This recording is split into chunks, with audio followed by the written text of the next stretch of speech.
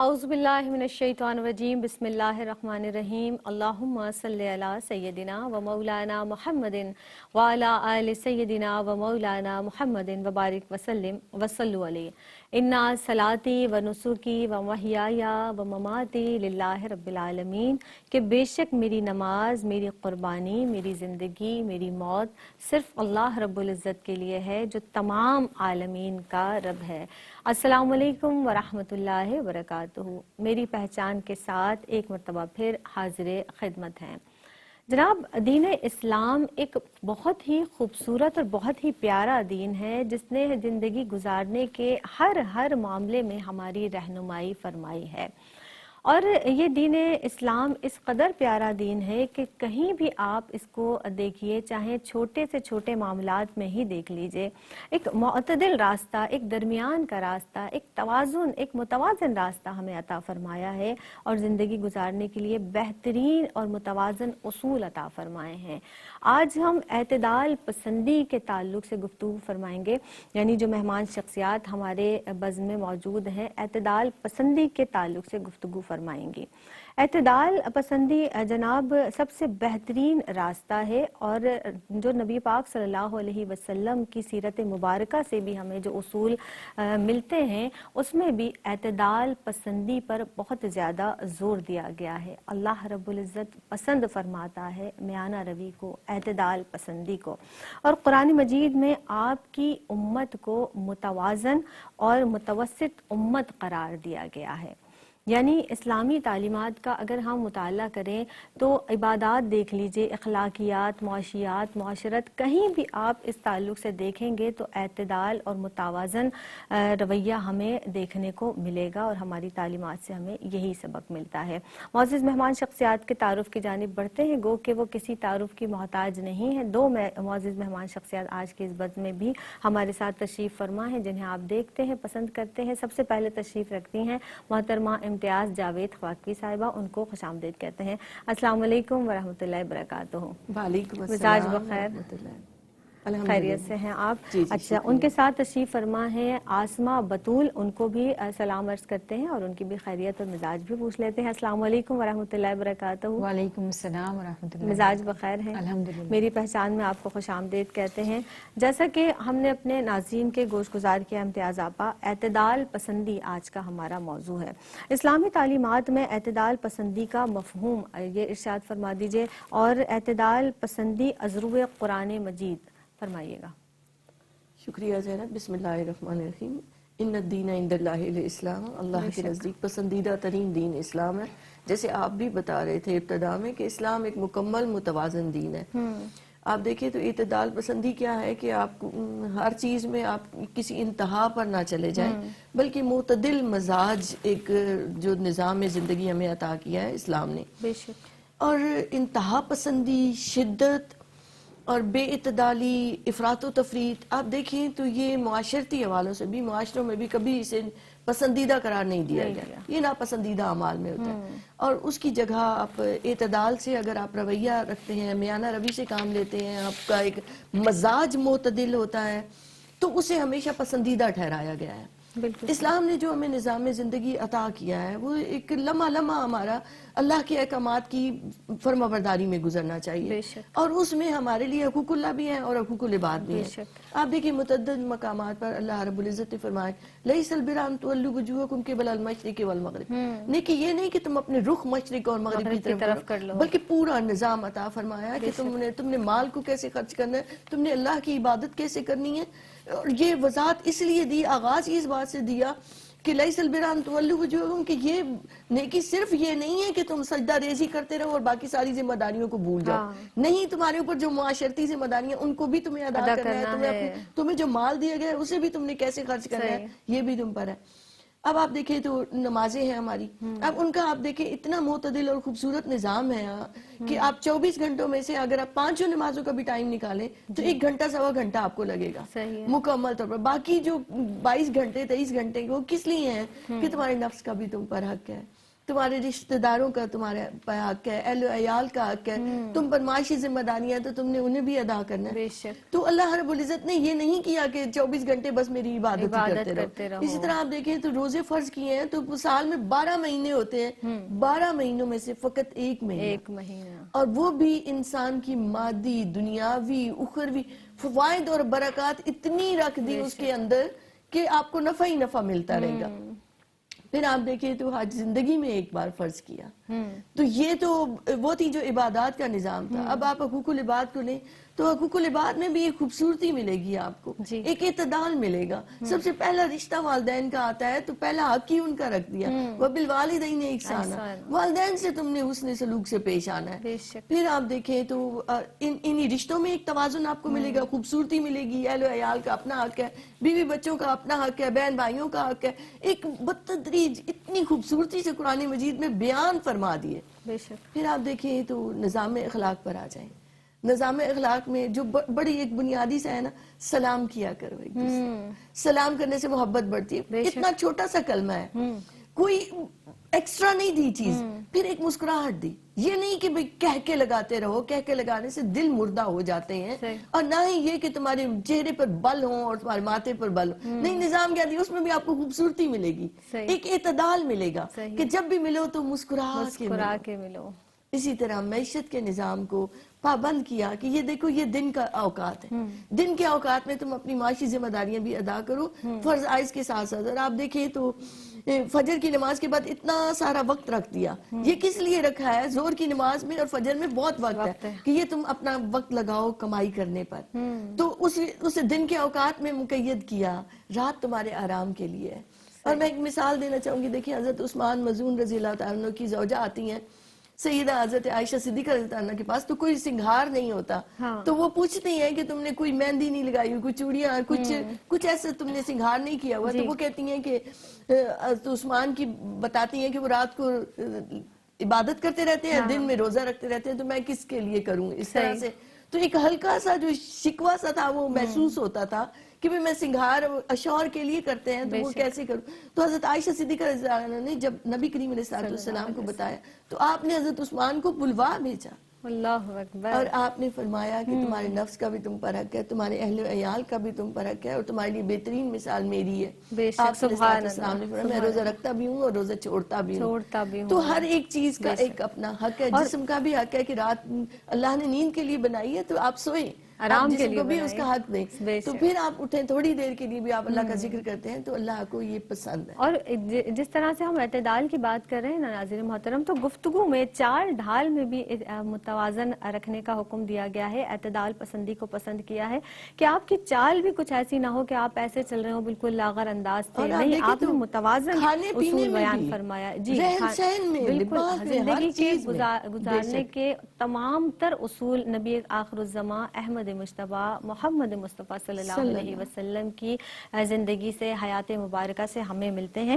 اور اگلا سوال اسی تعلق سے آپ سے کروں گی کہ نبی پاک صلی اللہ علیہ وسلم کی جو پوری زندگی ہے، پوری حیات طیبہ ہے، تمام حیات مبارکہ ہے، اس میں میانہ روی ظاہر ہمیں نظر آتی ہے اور ہمیں اصول بھی بتا دیا. بہترین نمونہ، انمول نمونہ ہے. آپ صلی اللہ علیہ وسلم نے ہمیں اعتدال کی راہ اختیار کرنے کی بھی تلقین دی، جیسا کہ ابھی گفتگو بھی کی جا رہی تھی. اس تعلق سے میں چاہوں گی کچھ تفصیلی آپ روشنی ڈالیے گا.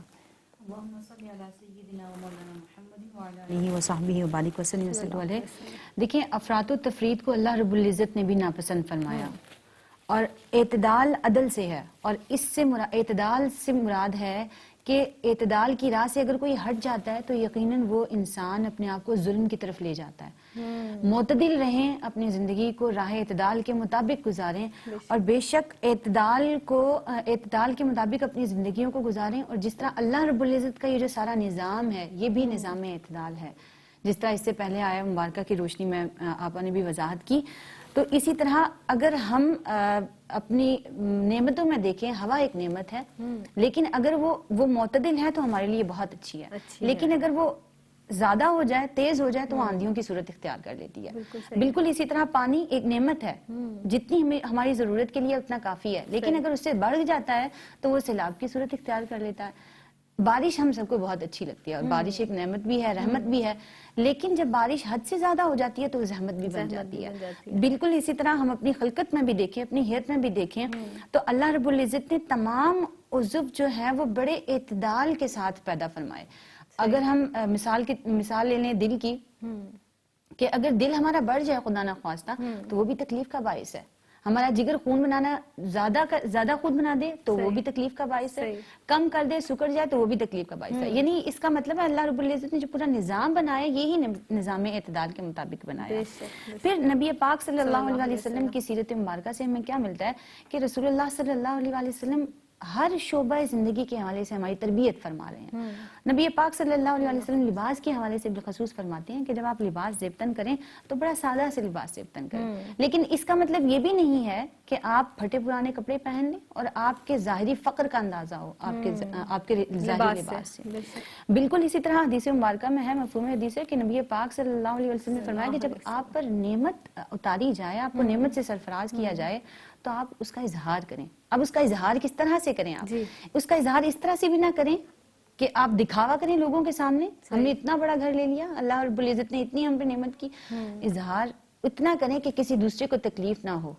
اسی طرح ہم اپنے لباس کو بھی اتنا زیادہ خوبصورت، اتنے زیادہ شوق اور چنچل لباس بھی نہ پہنے کہ وہ عام روٹین سے وہ بڑھ جائے۔ بالکل اسی طرح نبی پاک صلی اللہ علیہ وسلم نے ہمیں سونے جاگنے تک کی تعلیمات عطا فرمائی، اسی طرح کھانے کی تعلیمات عطا فرمائی۔ کھانے کے حوالے سے حدیث مبارکہ میں بھی آتا ہے کہ آپ ایک حصہ بھوک رکھ کر کھانا کھائیں، پیٹ بھر کر کھانا نہ کھائیں، ہر غلط چیز کو نہ کھائیں۔ اگر آپ راہ اعتدال سے ہٹ جائیں گے تو آپ کی صحت کے لیے بڑا نقصان دہ ہے۔ سونے کے حوالے سے بھی ہے کہ کم سوئیں اور دن کے وقت سوئیں، جبکہ دن، جیسے آپ نے بھی بیان کیا کہ دن جو ہے وہ کام کرنے کے لیے اور رات سونے کے لیے، تو اس کو غلط ملت نہ کریں کہ اس سے ہماری زندگی پر اثر پڑے گا، ہماری اپنی صحت کے اوپر اثر پڑے گا۔ اور جیسے کہ پہلے میں نے بیان کیا کہ اگر ہم راہ اعتدال سے ہٹیں گے تو ہم خود کو ظلم کی طرف لے جائیں گے۔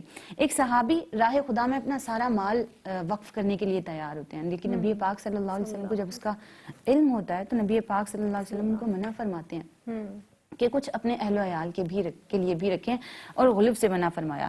پھر اسی طرح ایک حضرت عبداللہ بن عمر رضی اللہ تعالیٰ عنہ صحابی ہیں بہت پیارے، وہ مسلسل روزے رکھتے ہیں اور مسلسل نمازیں ادا کرتے ہیں۔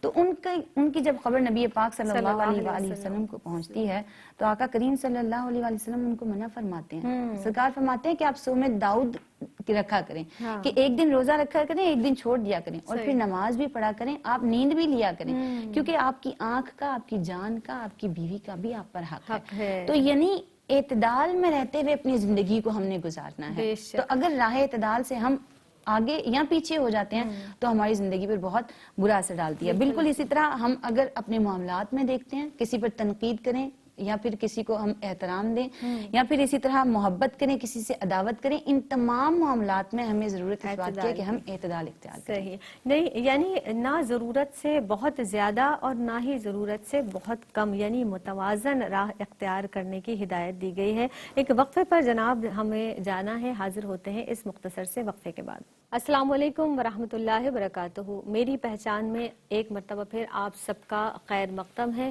آج جناب ہم گفتگو کر رہے ہیں اعتدال پسندی کے تعلق سے۔ مہمان شخصیات آج کے ایوان میں تشریف رکھتی ہیں۔ سب سے پہلے تشریف رکھتی ہیں امتیاز جاوید خاکوی صاحبہ، اور ان کے ساتھ تشریف فرما ہیں ہمارے ساتھ آسمہ بطول۔ دونوں ہی بہت ہی عمدگی سے گفتگو فرما رہی ہیں اور بہت ہی اعتدال پسندی کے ساتھ گفتگو فرما رہی ہیں۔ جی امتیاز آپ جس طرح سے گفتگو کی جا رہی تھی اعتدال پسندی کے تعلق سے، آپ یہ ارشاد فرما دیجئے کہ قرآن کریم کو الکتاب کے علاوہ المیزان بھی کہا گیا اور مسلمانوں کو امت وسط کے خطاب سے نوازا گیا۔ میں چاہوں گی کہ اس تعلق سے آپ کچھ فرما دیجئے، کیا کہیں گی؟ شکریہ زینب۔ بسم اللہ الرحمن الرحیم۔ پہلے ہم میزان کے حوالے سے دیکھتے ہیں قرآن مجید میں۔ دیکھیں سورہ حدید میں اللہ رب العزت نے ارشاد فرمایا وَأَنزَلْنَا مَعَهُمُ الْكِتَابَ وَالْمِيزَانَ۔ انبیاء کرام کی بات ہوئی کہ انہیں کتاب اور میزان جو ہے وہ اس نوازا گیا، اتارا گیا ان پر۔ پھر آپ دیکھیں تو قرآن مجید میں سورہ رحمان میں اللہ رب العزت نے اس لفظ کو استعمال فرمایا اور 2-3 بار استعمال کیا، وَالسَّمَاءَ رَفَعَهَا وَوَضَعَ الْمِيزَانَ اللہ تطغوا فی المیزان۔ اسی شروع کی آیات میں آپ دیکھیں تو 3 بار میزان کا لفظ آتا ہے۔ میزان کیا ہے؟ وزن سے اسم اعلیٰ اسے کہتے ہیں کہ ترازو ہے، گویا ایک ایسا پیمانہ ہے، ایک ایسا عدل کا اعتدال پسندی کا آپ کہیں، یا ایک ایسا ترازو ہے کہ جو حق اور باطل میں فرق کرنے والا ہے. چونکہ کتاب مبین قرآن مجید حق اور باطل میں فرق کرنے والی ہے، اور یہ ایک ایسا پیمانہ ہے کہ جس سے واضح ہوتا ہے کہ کون قرآن مجید کے احکامات پر چلا اور کامیاب ہوا اور کون رہ گیا. آپ دیکھیں تو یہ قرآن مجید در حقیقت کیا ہے؟ یہ اللہ تعالیٰ کی طرف سے احکامات الہیہ ہیں، شریعت کا ایک پورا نظام ہے، جسے ہم یوں بھی کہہ سکتے ہیں کہ ایک پورا نظام حیات ہے. زندگی تم نے کیسے گزارنی ہے، حقوق و فرائض کا اس میں پوری طرح وسعت سے بتا دیا گیا ہے. گویا کتاب مبین وہ پیمانہ ہے، وہ ترازو ہے کہ جو اس میں کامیاب ہوا وہی اصل میں کامیاب ہوا. پھر جب اسے انبیاء کے ساتھ ملایا جاتا ہے کہ انہیں کتابیں اتری، جیسے توریت اتری، زبور، انجیل، تو علماء کرام نے یہ کہا کہ گویا اس سے مراد وہ فہم بھی ہے انبیاء کا کہ جو اللہ کی طرف سے انہیں ودیت کیا گیا تھا. یہ آپ دیکھیں تو انسانوں کو اشرف المخلوق کہا گیا، انسان احسن تقویم ہے. انسانوں میں بھی پھر بہترین اولیاء بنتے ہیں، اللہ کے دوست بنتے ہیں، اور اولیاء سے بھی اوپر آپ چلے جائیں تو پھر انبیاء ہیں.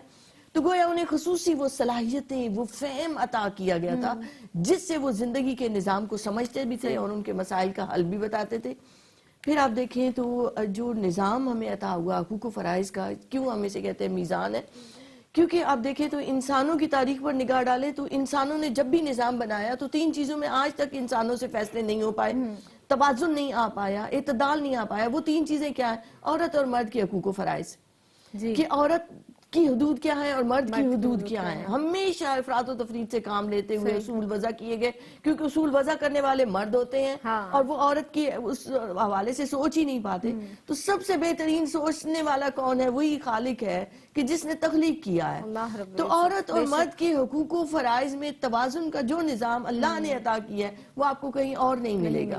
اسی طرح جو دوسرا مسئلہ انسانیت کو درپیش رہتا ہے وہ انفرادیت اور اجتماعیت میں توازن ہے. آپ دیکھیں تو ملوکیت ہے، کہیں آمریت ہے، تو وہ انفرادی آزادی پر قدغن لگا دیں گے، ایک شخصی آزادی پر پابندی لگا دی جائے گی، جماعتوں کے بنانے پر، کیونکہ عامر چاہے گا کہ جو وہ چاہتا ہے بس وہی اسی پر غلاموں کی طرح انسان زندگی گزارے. اور دوسری آپ دیکھیں تو دوسری انتہا کیا آ جاتی ہے کہ پوری آزادی دے دی گئی، جو مرضی کرتے پھرو. اب اس میں آپ دیکھیں تو گندگی، بدکاری اور ننگے پن کے وہ نمونے نظر آتے ہیں دنیا میں کہ انسان جو ہے وہ شرم کے مارے جو ہے جس کے پاس قلب سلیم ہے اس کا جھک جاتا ہے سر کہ یہ انسان ہے یا جانور ہے. تو یہ دونوں انتہائیں ہیں. تو اسلام نے انفرادی اور اجتماعیت کا ایک خوبصورت نظام عطا کیا. اب اسلامی نظام زندگی کا جائزہ لیں تو سیاست کے بھی اصول مقرر کر دیے، آزادی اظہار کے بھی اصول مقرر کر دیے گئے. تیسری چیز جس میں آج تک توازن نہ آ پایا انسانوں سے وہ ہے محنت اور سرمایہ میں. آج ہم سرمایہ دارانہ زندگی میں گزار رہے ہیں دنیا میں، تو آپ دیکھیں تو کبھی بھی ایک مزدور کو اس کا وہ حق نہیں ملتا. سرمایہ دار چاہتا ہے کہ وہ اس کے سرمایہ میں اضافہ ہوتا چلا جائے، جبکہ اس کی جگہ اللہ نے خوبصورت معیشت کا نظام عطا فرمایا. تو وہ سارا نظام زندگی جس میں حقوق اللہ اور حقوق العباد میں توازن ہے، جس میں پیسہ کمانے اور پیسہ خرچ کرنے میں توازن ہے. آپ دیکھیں سورہ فرقان میں آتا ہے، سورہ بنی اسرائیل میں آتا ہے، بے شمار مقامات پر اللہ رب العزت نے یہ بتا دیا اللہ کے نیک بندے وہ ہیں جو نہ بخل سے کام لیتے ہیں نہ اسراف سے کام لیتے ہیں. پھر آپ دیکھیں تو ایک جگہ ارشاد ہوا کہ نہ تو اپنے ہاتھوں کو گردن سے باندھ کے رکھو اور نہ ہی انہیں کھلا چھوڑ دو. یعنی وہاں بھی ایک یہ دنیا سے متعلق ہے، لیکن اس کے لیے بھی نظام وضع کیا اور ہمیں رہنمائی کی کہ نہ ہی کنجوس بنو، نہ ہی بخیل بنو اور نہ ہی فضول خرچ بنو. آپ کی دوسری بات جو تھی امت وسط کے حوالے سے تھی، تو امت وسط کیا ہے؟ آپ دیکھیں سورہ بقرہ کی آیت نمبر 143 میں اللہ رب العزت نے ارشاد فرمایا وَكَذَلِكَ جَعَلْنَاكُمْ أُمَّةً وَسَطًا لِتَكُونُوا شُهَدَاءَ عَلَى النَّاسِ وَيَكُونَ الرَّسُولُ عَلَيْكُمْ شَهِيدًا. اور یہاں واقعہ کون سا بیان ہو رہا ہے؟ اس کا پس منظر آپ دیکھیں تو قبلہ کی تبدیلی کا واقعہ ہے کہ اب تم وہ امت ہو جسے امت وسط، بہترین امت بنایا گیا ہے. وسط اس حصے کو کہتے ہیں جو سب سے عمدہ، سب سے بہترین، سب سے خالص ہوتا ہے. اور آپ دیکھیں تو اللہ نے امت مصطفیٰ کے لیے فرمایا کنتم خیر امت اخرجت للناس تأمرون بالمعروف. تمہیں بہترین خیر الامم ہونے کا لقب ملا ہے، منصب ملا ہے، ذمہ داری ملی ہے. ایک اتنا بڑا منصب ہو تو فرض اور ذمہ داری بھی بڑی ہوتی ہے. گویا یہ با مقصد لوگوں کا وہ گروہ ہے کہ جن کی اس دنیا میں بہت اہم ذمہ داریاں ہیں. تو صرف نام سے مسلمان ہونا کافی نہیں ہے بلکہ ان ذمہ داریوں کو پہچاننا اور انہیں ادا کرنا ضروری ہے. اور وہ ذمہ داریاں کیا ہیں؟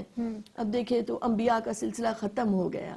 انبیاء اب نبی کریم علیہ السلام خاتم النبیین ہے. اب کوئی نبی نہیں آئے گا, کوئی رسول نہیں آئے گا. نبی کریم علیہ السلام نے اللہ کا پیغام حق جو ہم تک پہنچایا ہے وہ بنی نوع انسان تک پہنچانا اب امت مسلمہ کی ذمہ داری ہے. اس لیے اسے امت وسط بھی قرار دیا گیا کہ تم بہترین امت ہو, تم پر ذمہ داری ہیں اور تمہیں گواہی دینی ہے, تم گواہ ہو کہ اللہ کا پیغام تم تک پہنچا ہے. پھر آپ دیکھیں تو نبی کریم علیہ السلام نے خطبہ حجۃ الوداع میں پوچھ لیا کہ کیا میں نے تم تک اللہ کا پیغام پہنچا دیا, تم گواہ رہنا. تو یہ گواہی جو ہے یہ کیا ہے کہ اللہ کے ایک ہونے کی گواہی اس انداز سے دینا قول و عمل سے کہ دوسروں تک اللہ کا پیغام ایمانداری سے پہنچانا ہماری ذمہ داری ہے اور ہمارے رسول صلی اللہ علیہ وسلم اس پر گواہ ہوں گے. ایک اور بات اس میں بتاتی چلوں, بہت تیزی سے گزرا جی امت وسط سے ایک مراد یہ بھی ہے کہ آپ دیکھیں تو جوانی کا جو وقت ہوتا ہے وہ سب سے بہترین ہوتا ہے. دن میں آپ دوپہر کا وقت لیں تو سب سے بہترین ہوتا ہے. گویا سب سے بہترین ہونے کا اعزاز اس امت کو حاصل ہوا ہے. تو اس کا تقاضے اور اس کی ذمہ داریوں کو بھی صحیح طریقے سے نبھانا ضروری ہے. بے شک. یعنی آپ دیکھیے کہ کتاب ہدایت, کتاب مبین ہمارے پاس موجود ہے. نبی آخر الزماں احمد مجتبیٰ محمد مصطفیٰ صلی اللہ علیہ وسلم کی مکمل تعلیمات ہمارے پاس موجود ہیں. کہیں نہ کہیں ہم سے یعنی کوتاہی ہو رہی ہے, اور ہمیں کہاں کوتاہی ہو رہی ہے اس بات کو ضرور ہمارے ذہن میں رکھنا ہے اور اس کوتاہی کو دور کرنے کی ضرورت ہے. یہ ارشاد فرما دیجئے اسما, آپ موجود ہیں. اللہ رب العزت نے اپنی مخلوق کے لیے اعتدال کو پسند فرمایا, جیسا کہ ہم اول وقت سے ہی اس بات کو بار بار اس کا اعادہ بھی کر رہے ہیں. کیا اعتدال یا میانہ روی زندگی کے ہر شعبے پر محیط ہے جس طرح سے گفتگو بھی کی جا رہی ہے؟ فرمائیے گا. بالکل. دیکھیے زینب, اس کائنات کو ہی اللہ رب العزت نے نظام اعتدال کے مطابق قائم فرمایا, اور پھر اسے اللہ رب العزت نے پسند فرمایا کہ ہم اسے اپنی زندگیوں پر بھی نافذ کریں. سورہ آل عمران آیت نمبر 110 میں اللہ رب العزت نے ارشاد فرمایا, اس کا ترجمہ یہ ہے کہ تم بہترین امت ہو, بے شک, جو لوگوں کے لیے پیدا کی گئی, جو لوگوں کو نیکی کا حکم دیتی ہے اور برائی سے روکتی ہے. تو اس کے حوالے سے اگر ہم سوچے تو ہماری ذمہ داری بڑھ جاتی ہے. ہماری ذمہ داری بڑھ جاتی ہے. اب ہمارے اوپر یہ فرض عائد ہوتا ہے کہ نبی پاک صلی اللہ علیہ وسلم کی سیرت سے جو ہمیں موتی ملتے ہیں, انمول موتی ملتے ہیں, کہ جن پر چل کر ہم اس دنیا میں بھی کامیاب ہو سکتے ہیں اور آخرت میں بھی ہماری کامیابی متوقع ہے, ہماری کامیابی کنفرم ہے. تو ان ہیروں کو ہم صرف اپنے تک محدود نہ رکھیں, ہم وہ اپلائی کریں اپنی زندگیوں پر, اس کو اپنی تربیت کا حصہ بنائیں, اپنے حال کا حصہ بنائیں, تاکہ جو باقی دیگر مذاہب کے لوگ ہیں وہ ہمیں دیکھ کر کہہ سکیں کہ ہاں یہ امت محمدی کا ایک فرد آتا ہے. پھر نبی پاک صلی اللہ علیہ وسلم نے اسے مختلف جہتوں سے ہمارے سامنے اپنے عملی نمونے کے ذریعے ہمیں سمجھایا اور ہمیں بتلایا. اب نبی پاک صلی اللہ علیہ وسلم کی سیرت مبارکہ کی طرف اگر ہم دیکھتے ہیں تو جب گفتگو کرتے ہیں آپ, تو گفتگو کے دوران بھی فضول گوئی نہیں کرتے. گفتگو کے دوران صرف وہ باتیں کرتے ہیں جو کام کی ہیں. یعنی ممکن ہے کہ اگر ہم فضول گوئی کریں, کوئی ایسے کلمات نکل جائیں جس سے دوسرے کو تکلیف ہو, یا پھر کچھ ایسے کلمات نکل جائیں جو گناہ کا باعث بنے, جو ہمیں بعد میں تکلیف ہو, جن کے بارے میں سن کے کہ میں نے یہ بات کہہ دی, غلط کہہ دی میں نے. بالکل اسی طرح نبی پاک صلی اللہ علیہ وسلم نے ہمیں دیگر معاملات میں بھی اعتدال کو اپنانے کا حکم دیا. مثال کے طور پر اگر ہم گھر کا کام کرتے ہیں تو صرف گھر کے ہی کام نہ کرتے رہیں, اعتدال میں رہ کر کچھ حصہ عبادت کے لیے بھی نکالیں, کچھ حصہ ہم پڑھائی کے بھی لیے نکالیں, کچھ بچہ اپنے بچوں کی دین و تعلیم و تربیت کے لیے بھی نکالیں. کہ اگر ہم ان کو اس کے مطابق اپنے کام کو ڈسٹریبیوٹ نہیں کرتے, جس طرح دن میں 5 ہم نمازیں ادا کرتے ہیں, تو وہ ہمیں وقت کی پابندی سکھاتی ہیں کہ اس فجر سے لے کر ظہر تک, ظہر سے عصر تک ہم نے ان کاموں کو ترتیب دینا ہے اور مکمل کرنا ہے. تو یہ راہ اعتدال ہے. اعتدال کے مطابق ہمیں اپنے وقت کو ڈسٹریبیوٹ کرنا ہے کہ اس کو ہم نے کیسے کون سے کام اپنے مکمل کرنے ہیں. ہم نے آخری ایک بات میں کرنا چاہوں گی کہ ہم ایسے بھی نہ کریں کہ آج کل کے دور میں جس طرح ہم کہتے ہیں کہ ہماری ضروریات زندگی بڑھ گئی ہے, ہمارے ضروریات بڑھ گئی ہیں, ہمارے خرچ بہت زیادہ ہو گئے ہیں, لیکن اللہ رب العزت کی خاطر اگر ہم اپنا وقت گزاریں گے تو ہمارے وقت میں برکت ہوگی, اور ہم اعتدال کے مطابق اپنے وقت کو اگر ڈسٹریبیوٹ کر لیں گے تو بھی ہمارا وقت اچھے سے گزر سکتا ہے. اگر ہم زیادہ وقت کمانے میں لگا دیں گے تو پھر ہم سے حقوق العباد بھی کہیں نہ کہیں، حقوق اللہ کہیں نہ کہیں ہم سے مس ہونے لگیں گے. تو وہ جب اللہ کی یاد ہم سے کم ہو جائے گی تو وہ آٹومیٹیکلی برکت ہمارے جو وقت ہے اس میں سے برکت ختم ہو جائے گی اور ہم اعتدال کے راستے کو نہیں اپنا پائیں گے. حقوق العباد ہم سے مس ہونے لگیں گے، ہم اپنی فیملی کو ٹائم نہیں دے پائیں گے. ہم دیگر وہ ضروریات کی چیزیں جیسے اپنے بچوں کی تربیت میں والدین کا اہم کردار ہوتا ہے، بڑوں کا اہم کردار ہوتا ہے، تو وہ ہم سے سب مس ہو جائیں گی. تو اس لیے راہ اعتدال پر عمل کرتے ہوئے ہمیں چاہیے کہ ہم نبی پاک صلی اللہ علیہ وسلم کی زندگی سے وہ خوبصورت انمول موتی اٹھائیں اور اپنی زندگیوں پر لاگو کریں کہ یہی ہمیں دنیا میں بھی اور آخرت میں بھی کامیابی کے لیے بے شک ہمارے بے راستہ بن شک سکتا ہے. یقینی طور پر. اور جس طرح سے ہم بار بار متوازن زندگی کی، متوازن راہ اختیار کرنے کی بات کر رہے ہیں، توازن کی بات کر رہے ہیں، ہم بات کر رہے ہیں اعتدال پسندی کی، تو اسی تناظر میں مزید گفتگو کریں گے. جناب ایک وقفے پر ہمیں جانا ہے، حاضر ہوتے ہیں مختصر سے وقفے کے بعد. السلام علیکم ورحمۃ اللہ وبرکاتہ. میری پہچان میں ایک مرتبہ پھر آپ سب کا خیر مقدم ہے. اعتدال پسندی کے تعلق سے آج کے ایوان میں گفتگو کی جا رہی ہے. تشریف رکھتی ہیں امتیاز جاوید خاکوی صاحبہ اور آسمہ بطول ہمارے ساتھ موجود ہیں، جو اعتدال پسندی کے تعلق سے گفتگو فرما رہی ہیں، ہمیں تعلیم فرما رہی ہیں نبی پاک صلی اللہ علیہ وسلم کی سیرت مبارکہ کی روشنی میں، قرآن مجید فرقان حمید کی روشنی میں. امتیاز آپا، اب آپ یہ ارشاد فرما دیجئے، جس طرح سے اعتدال پسندی کے تعلق سے ابتدا ہی سے گفتگو کی جا رہی ہے اور ماشاءاللہ بہت ہی کچھ ہمیں سیکھنے کو ملا آپ کی گفتگو سے. اعتدال پسندی کے ثمرات اس تعلق سے، آپ اس کے فوائد کے تعلق سے، اور میں یہ چاہوں گی کہ کیونکہ بے اعتدالی ایک بہت ہی غیر فطری عمل ہے، ایک غیر فطری کیفیت ہے، میں چاہوں گی کہ اس کے نقصانات پر بھی آپ کچھ روشنی ڈال دیجئے.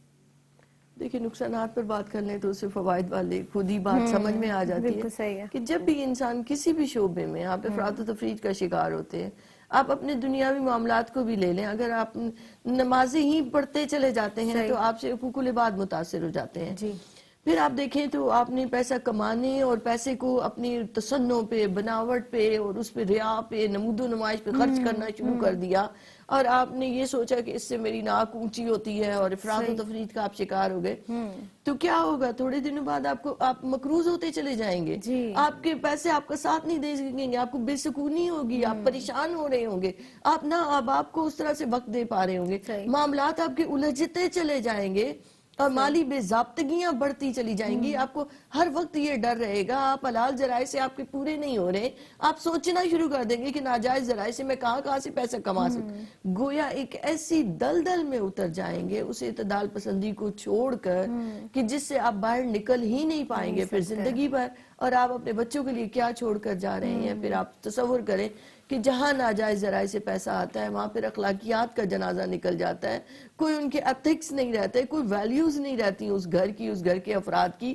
پھر آپ بچوں سے کیسے توقع کر سکتے ہیں کہ وہ اچھے نیک اور صالح ہوں؟ تو گویا آپ نے اپنی نیا خود ڈبو دی تو افراط و تفریط کا شکار ہوتے ہوئے. تو اب آپ دوسری طرف دیکھیں تو جو لوگ ہم اس کے لیے اسلام میں ایک ٹرم استعمال ہوتی ہے سادگی. یہ سادگی کیا ہے؟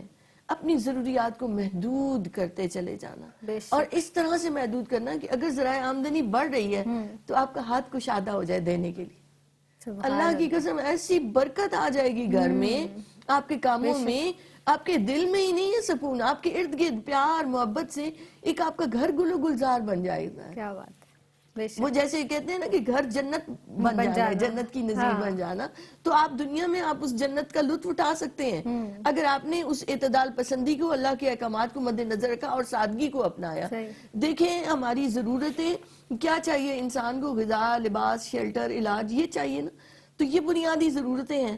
ضرورتوں سے آگے چلتے ہیں تو آسائشوں میں آ جاتے ہیں، اور آسائشوں کے عادی ہوتا چلا جاتا ہے انسان تو اس کے بعد تعیشات میں چلا جاتا ہے. اور تعیشات کیا ہیں؟ ہر بندے کے لیے الگ روم چاہیے، ہر ایک روم کے لیے الگ پورا سیٹ اپ چاہیے، اے سی چاہیے، ٹی وی چاہیے، یہ چاہیے، وہ چاہیے، آج کل الگ گاڑی چاہیے. ہاں جی، پھر ہر ایک کے لیے لگژری گاڑی چاہیے. تو تعیشات کی دنیا ایسی ہے کہ جس سے پھر آپ حرص و ہوس میں چلے جاتے ہیں، اور جو میں نے انتہا بتائی پھر اس میں چلے جاتے ہیں. تو ہم پہلے سٹیپ پر آ جاتے ہیں، سادگی کو اپنا لیجئے. غذا میں سادگی، لباس میں سادگی، رہن سہن میں سادگی. آج ہم کیوں کہتے ہیں کہ معیار زندگی ہمارا اتنا اونچا چلا جائے؟ آپ دیکھیں تو معیار زندگی کی بجائے آپ اپنی باطنی ترقی پر آپ غور کریں اور اس سے بہتر بنانے کی کوشش کریں. اور آج دنیا میں اتنی ایسے مثالیں موجود ہیں کہ ارب پتی لوگ ہیں اور وہ لوگ انتہائی سادہ زندگی گزارتے ہوئے اس کو ویلفیئر کے کاموں میں لگا رہے ہیں. تو میں یہ کئی بار سوچتی ہوں کہ یہ تو مسلمانوں کا شیوا ہونا چاہیے کہ ہمارے پاس جتنا آئے مال ہم زیادہ سے زیادہ فلاح عامہ کے کام کریں اور فلاح عامہ کام کرتے ہوئے اللہ کی رضا کو پالیں. ہمیں نہیں پتہ کب ہمارے خیال، ہماری سوچ، ہماری فکر ہمیں قابل گرفت بنا دے اور اللہ کی بارگاہ میں ہم حاضر ہو تو ہم کیا جواب دیں گے. تو اس سادگی جو تصنع سے پاک ہو، بناوٹ سے، تکلف سے، ریا سے، نمود و نمائش سے پاک ہو، اس میں آپ کے لیے آسانیاں ہی آسانیاں ہیں. آپ کے دل میں بھی سکون رہے گا، گھر میں بھی پیار اور محبت رہے گی اور اخروی زندگی بھی سنور جائے گی. تو گویا دنیا کی اور آخرت کی کامیابی اسی میں ہے کہ ہم میانہ روی اختیار کریں. نبی کریم علیہ السلام نے ایک بار 3 بار اس جملے کو دہرایا کہ میانہ روی اختیار کرو، میانہ روی اختیار کرو، میانہ روی. تو میرے آقا اتنی تاکید فرما رہے ہیں اور پھر بھی ہم اس سے باہر نکل رہے ہیں. آسما، جس طرح سے ہمارے اس پروگرام کو ہماری بہنیں، بچیاں، بیٹیاں بہت شوق سے دیکھتی ہیں اور ذوق سے دیکھتی ہیں، تو بالخصوص میں آپ سے اس تعلق سے سوال کرنا چاہوں گی کہ ہماری خواتین کن کن معاملات میں بے اعتدالیوں کا شکار ہو جاتی ہیں؟ کیونکہ یہی دیکھا گیا ہے نا کہ زیادہ تر فیشن کی بات کر لیں، کپڑوں کی بات کر لیں، میک اپ کی بات کر لیں، دیگر چیزوں کی بات اگر ہم کریں تو ہم یہ سمجھتے ہیں، اور یہی عام طور پر مشہور بھی بات ہے، کہ خواتین کے اخراجات بھی بہت زیادہ ہیں، بہت زیادہ بے اعتدال ہو جاتی ہیں. اس تعلق سے کیا فرمائیں گی؟ کچھ پیغام بھی دیجیے ہماری بہنوں کو اس حوالے سے. اللہ رب العزت کی خاطر ہم نے اپنی زندگیوں کو بسر کرنا ہے کہ بروز قیامت جب ہم اللہ پاک کی بارگاہ میں حاضر ہوں گے تو یہ جو خریداری اور یہ دیگر جو ہم تقریبات اپنی منعقد کر رہے ہوتے ہیں جو بلا ضرورت ہوتی ہیں، مطلب ان کی کوئی خاص ضرورت نہیں ہوتی ہے. مثال کے طور پہ جیسے برتھ ڈے پارٹیز ہو جاتی ہیں یا پھر ہمارے مہندی وغیرہ کے فنکشنز ہیں، وہ فنکشنز ہم کرتے ہیں اس میں اتنا زیادہ ہم پیسہ خرچ کر جاتے ہیں کہ ہمیں اس کا اندازہ نہیں ہو پاتا.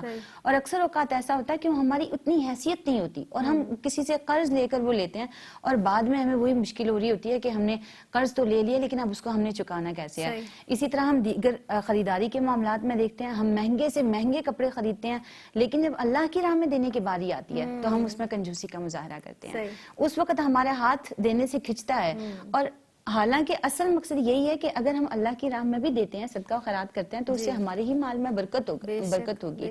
اور پھر دیگر معاملات جو ہم خواتین کے ہیں، جس طرح سے اپنے ساتھ کچھ بھی ہمارے ساتھ ہوتا ہے، جیسے ہم کسی کے ساتھ دشمنی ہو جاتی ہے، کوئی بری بات، کسی کو ہماری بری بات لگ جاتی ہے تو اس کے اندر بھی ہم راہ اعتدال کو اپنائیں کہ معاف کر دیں. یا پھر کسی کے بارے میں کسی نے کوئی سنی سنائی بات کی تو اس کے بارے میں بھی راہ اعتدال اپنائیں کہ نبی پاک صلی اللہ علیہ وسلم نے فرمایا کہ جو دوسرا مسلمان ہے اس کا یہ حق ہے تم پر کہ تم اس کے لیے حسن ظن رکھو. تو اگر کوئی بات کرتا ہے تو آپ اس کے اوپر اس کو نرم کر سکتے ہیں کہ نہیں، میرے خیال سے درگزر کر سکتے ہیں. تو یہ ساری وہ باتیں ہیں جن کے اوپر ہم چل کر اپنی آخرت کو سنوار سکتے ہیں. اور جب ہم راہ اعتدال اختیار کریں گے تو ہماری اپنی زندگی کافی اچھی اور سادگی کے ساتھ ہم گزاریں گے اور اچھی بڑی آرام دہ ہو جائے گی. صحیح. اور وہی توازن کی بات آ گئی، جیسے اعتدال پسندی کی بات آ گئی. میں چاہوں گی جس طرح سے میں نے اپنے سوال میں بھی یہ بات محسوس کی اور کی بھی تھی خواتین کے تعلق سے، تو ہماری بہنوں کو آپ کوئی میسج بھی دیجیے گا اس سوال کے تعلق سے، کوئی جواب آپ دینا چاہیں تو فرمائیے گا. زینب دیکھیے، ریسرچ یہ بتاتی ہے کہ آج 80% مردوں کی روزی کا انحصار خواتین کی چیزوں پر ہے. بالکل ایسے ہی ہے. تو آپ دیکھیں تو خواتین کی چیزیں کیا ہوتی ہیں، وہ لباس میں حد اعتدال سے آگے بڑھ رہی ہوتی ہیں. انہیں ہر تقریب کے لیے الگ لباس چاہیے اور مہنگے سے مہنگا چاہیے، برانڈڈ چاہیے. پھر آپ غذا میں دیکھیں تو 10 ڈشیں نہ ہوں تو گزارا نہیں ہوتا کہ جی ہماری تو یہ شان ہے. پھر آپ اور آگے بڑھے تو زیورات کے حوالے سے اسی طرح سے کرتی ہیں. کتنی خواتین کو ایسے دیکھا ہے کہ اتنے گولڈ کے سیٹ ہونے کے باوجود ابھی اور گولڈ چاہیے، اس کی ہرس ختم ہی نہیں ہوتی. دل نہیں بھرتا. بالکل دل نہیں بھرتا. تو خدا کے لیے اعتدال کو اپنائیں، میانہ روی کو اپنائیں، سادگی کو اپنائیں. اب یہ وقت گزر جائے گا. یہ جو مال ہے یہ آپ کے کسی کام نہیں آنا. جب انسان جاتا ہے یہاں سے تو بالکل خالی ہاتھ جاتا ہے. اور ہمارے کوئی چیز اس کے فرماتے ہیں امتیاز آپا کہ جب آپ کے بھائی، آپ کے شوہر، آپ کے والد گھر میں کچھ کما کر لائیں تو گھر کی خواتین یہ سوال کریں کہ یہ کہاں سے کمایا ہے. اگر آپ کو وہ محسوس ہو رہا ہے کہ وہ ضرورت سے زیادہ ہے، آپ خوش نہ ہو کہ آپ کی ساری خواہشات پوری ہو رہی ہیں، ساری ضروریات سے زیادہ چیزیں پوری ہو رہی ہیں. آپ نے سوال کرنا ہے کہ یہ کہاں سے آئی. کوئی میسج آپ دینا چاہیں اسما ہماری بہنوں کو جو دیکھ رہی ہیں؟ ہم دنیوی اعتبار سے بھی دیکھیں تو ہم کسی دوسرے کو دیکھتے ہیں کہ وہ بہت خوبصورت لگ رہا ہے تو مجھے بھی ویسا ہی ڈریس بنوانا ہے. تو لیکن ہمارے پاس جو رول ماڈلز ہیں وہ ازواج مطہرات ہیں. ہمیں ان کی زندگیوں کے مطابق اپنے آپ کو ڈھالنا ہے، نہ کہ یہ جو دنیاوی معاملات ہیں جو کہ کچھ وقت کے لیے ہیں، اس کے بعد ہم کہاں ہوں گے نہیں معلوم، کتنی زندگی ہمارے پاس ہے نیک اعمال کرنے کے لیے. تو اس لیے ہمارے پاس جو رول ماڈل ہیں امہات المومنین، ہمیں ان کے مطابق اپنی زندگیوں کو جزاک اللہ. گزارنا ہے. دونوں مہمان شخصیات کی آمد کا بہت شکریہ ادا کرنا چاہوں گی، اور اس کے ساتھ بس اتنا ہی آخر میں کہنا چاہوں گی کہ اگر ہمارے پاس قارون کا خزانہ بھی ہے اور ہم نے اسے اعتدال کے ساتھ استعمال نہ کیا تو ایک دن وہ بھی ختم ہو جاتا ہے. جو اپنے لیے پسند کیجئے وہ دوسروں کے لیے پسند کیجئے. مال دیجئے اللہ کی راہ میں، اس سے برکت ہوتی ہے. اسی کے ساتھ ہی اپنی میزبان سیدہ زینب کو دیجیے گا اجازت. فی امان اللہ.